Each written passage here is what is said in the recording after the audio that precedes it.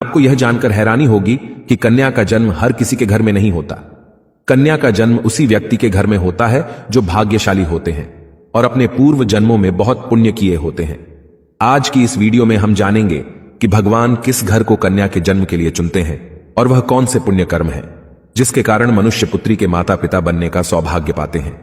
इसके साथ ही साथ हम आपको इतिहास में वर्णित ऐसी कई बातें बताएंगे जिससे आपको विश्वास हो जाएगा कि पुत्री का जन्म बोझ नहीं बल्कि सौभाग्य का विषय है। दोस्तों, महाभारत में एक कथा का वर्णन मिलता है जब एक दिन भगवान श्री कृष्ण से अर्जुन पूछते हैं कि हे माधव, किन कर्मों के कारण किसी को कन्या धन की प्राप्ति होती है, अर्थात किन घरों में बेटियों का जन्म होता है। तब भगवान श्री कृष्ण अर्जुन से कहते हैं कि हे पार्थ, किसी भी घर में पुत्र का जन्म भाग्य से होता है, परंतु पुत्रियों का जन्म सौभाग्य से होता है।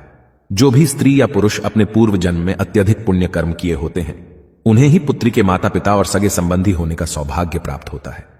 इतना ही नहीं, पुत्रियों के जन्म के लिए उन्हीं घरों को चुना जाता है जो पुत्रियों का भार सहन कर सके, क्योंकि तीनों लोकों में स्त्री अर्थात पुत्रियां ही ऐसी होती हैं जिनका भार हर कोई नहीं उठा सकता।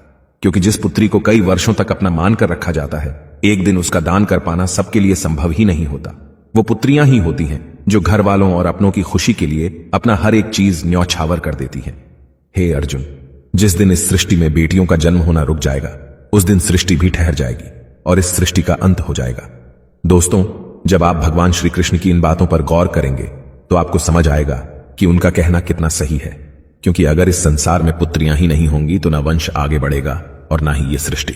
कई लोग कहते हैं कि हिंदू इतिहास में स्त्रियों का महत्व नहीं है, जो सर्वथा गलत है, और जिस इतिहास में स्त्री का महत्व नहीं है वह इतिहास हमारा है ही नहीं। धन की देवी लक्ष्मी हो, दुर्गा हो या घोर रूप में महाकाली हो, नारी सर्वस्व पूजी गई हैं। दोस्तों, कहते हैं कि लड़कियां लड़कों से कम नहीं। इस बात की पुष्टि हमारे धर्म ग्रंथ भी करते हैं। वशिष्ठ जी की पत्नी माता अरुंधति ने वरुणदेव और इंद्रदेव को ब्रह्म ज्ञान दिया था। सभी धनुर्धर की भांति द्रौपदी भी शस्त्र विद्या जानती थीं। इतना ही नहीं, महाभारत में वर्णित है कि द्रौपदी अर्थशास्त्री थीं और युधिष्ठिर के राज कार्य में सहयोग करती थीं। यह असत्य है कि हिंदू धर्म में लड़के लड़कियों की इज्जत नहीं की जाती थी, क्योंकि द्रौपदी के वस्त्र छूने पर पूरे कौरव मिट गए और माता सीता के हरण से सोने की लंका जला दी गई। दोस्तों, जब रामायण में भगवान राम शिव जी का धनुष तोड़ देते हैं तो राजा जनक विवाह के लिए दशरथ जी को बुलावा भेजते हैं। दशरथ जी आकर जनक जी को प्रणाम करते हैं। आजकल आप देखते होंगे कि वर पक्ष के लोग ज्यादा घमंड में रहते हैं। वो लड़की के माता पिता को खुद प्रणाम करना अपना अपमान समझते हैं, जबकि राजा दशरथ के प्रणाम करने पर जनक जी उन्हें मना करते हैं तथा अत्यंत सरल भाव से कहते हैं कि आप दूल्हे वाले हैं, बड़े हैं, अयोध्यापति हैं, श्रेष्ठ हैं, ऐसा ना करें। तब दशरथ जी कहते हैं कि बड़े तो आप हुए क्योंकि आप दाता हैं और मैं याचक, आपकी पुत्री का दान हम लेने आए हैं, इसलिए बड़े आप हुए। हां दोस्तों, लड़की के पिता को गर्व होना चाहिए कि वह देने वाले हैं। शास्त्रों में बताया गया है कि मृत्यु के बाद पुत्र पिंडदान करे तभी पिता को मुक्ति मिलती है, परंतु एक लड़की के पिता जब उसे अच्छा वर देखकर ब्याह देते हैं तभी उनकी 21 पीढ़ियों को मुक्ति मिल जाती है। इसलिए हमेशा अपनी पुत्री को प्रेम दें जिसने आपके घर में जन्म लेकर आपको पुण्य का भागी बनाया है। आपने भी कई लोगों को कहते हुए जरूर सुना होगा कि जिस घर में बेटी का जन्म होता है वह घर स्वर्ग के समान होता है, क्योंकि बेटा तो केवल एक कुल को रोशन करता है लेकिन बेटियां 2 कुलों को रोशन करती हैं। माता पिता के घर वह एक बेटी के रूप में अपना उत्तरदायित्व निभाती है और ससुराल आकर बहू के रूप में अपने कर्तव्य का पालन करती है।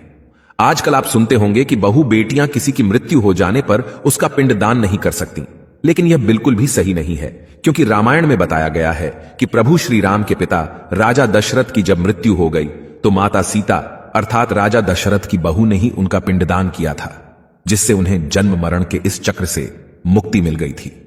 इतना ही नहीं, गरुड़ पुराण के प्रेत कल्प में बताया गया है कि कोई भी व्यक्ति किसी मृत के लिए पिंडदान कर सकता है और इसलिए बेटियां भी अपने पिता के नाम का पिंडदान कर सकती हैं। व्यवहारिक दृष्टिकोण से वहीं अगर ससुराल पक्ष में कोई पुत्र नहीं है तो इस स्थिति में बहू भी पिंडदान कर सकती है। इसलिए दोस्तों, वो लोग बहुत किस्मत वाले माने जाते हैं जिनके घर एक संस्कारी पुत्री का जन्म होता है। शायद यही कारण है कि बेटियों को लक्ष्मी का दर्जा दिया गया है।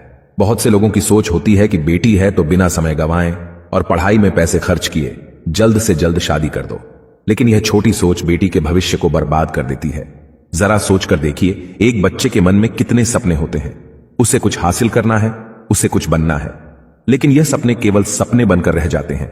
इसलिए अपनी बेटियों को सपने पूरे करने का अवसर देना चाहिए। उन्हें जीवन में हर खुशी दें जिसके लिए आप सक्षम हैं और जो उन्हें मिलनी चाहिए। एक पुत्र से ज्यादा पुत्री हमेशा अपने माता पिता के लिए सोचती है। पुत्री के हृदय में अपने माता पिता के लिए प्रेम और अपनापन हमेशा बना रहता है। इसलिए बेटी के जन्म को एक जश्न की तरह मनाना चाहिए। दोस्तों, बेटी कभी भी माता पिता पर बोझ नहीं होती। उसका कोई स्वार्थ नहीं होता। पहले वह अपने माता पिता के लिए करती है और शादी के बाद ससुराल के लिए। वह सिर्फ अपनी और अपने परिवार की किस्मत बनाने के लिए जन्म लेती है।